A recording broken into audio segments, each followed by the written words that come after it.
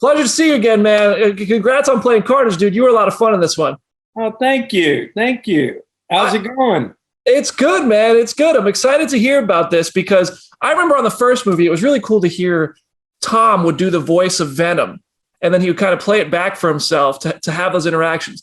What was your experience like playing a similar character on the opposite side, the antagonist for Carnage? It was great. I really enjoyed it. It's wild because, in a way you're playing two characters in one.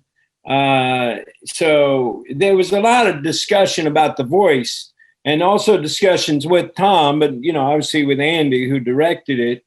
And, I just kept messing with the voice. And I was thinking to myself, well, who's going to know the difference if Andy Serkis did the voice, who's a master of voices?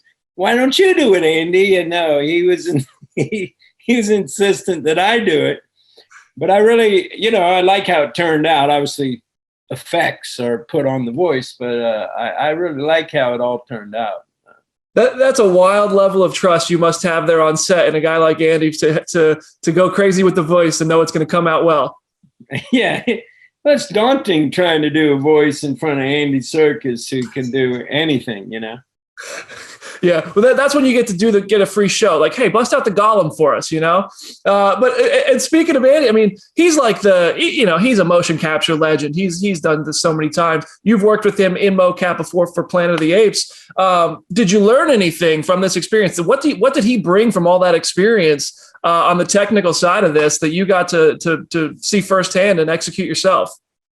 Well, I think Andy Serkis is one of the greatest actors alive. No doubt in my mind. I felt like during the course of that, the one thing I did learn, because he's playing an ape and he's got this suit on with all these dots on his face and a camera kind of hanging out, here that looks back at him. And, at first it's a little disconcerting, but then I found pretty quickly that you just accept him as what he is, which is an ape.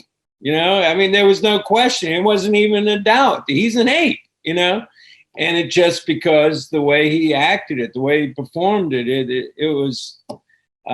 So in that sense, I felt like it helped teach me to just use your imagination and stay present with what that is, even if there's green screens all around. Yeah, back when we talked for Planet of the Apes, you had told me that there was a Marvel or DC role that you had considered. Was this that role? I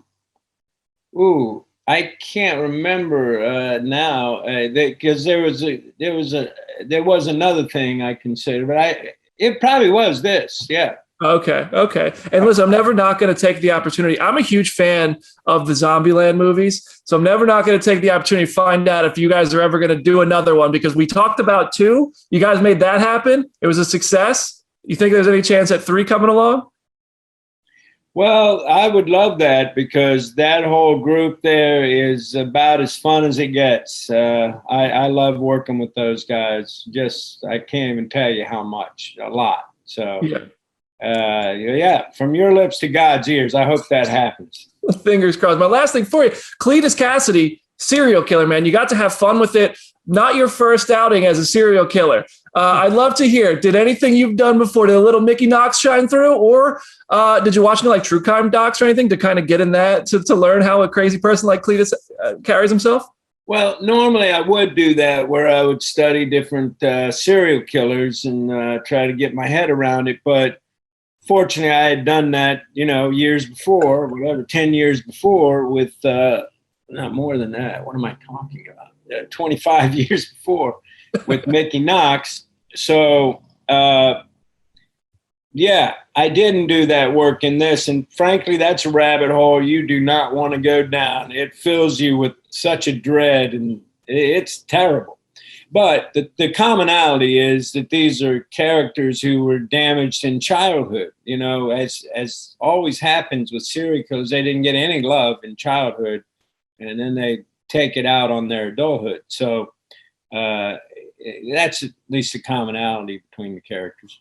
Pretty cool to see those parallels, man. Woody, I'm a huge fan. Thanks for taking the time, and congrats on Venom, Let There Be Carnage, dude. It was a lot of fun. Thank you. Take care.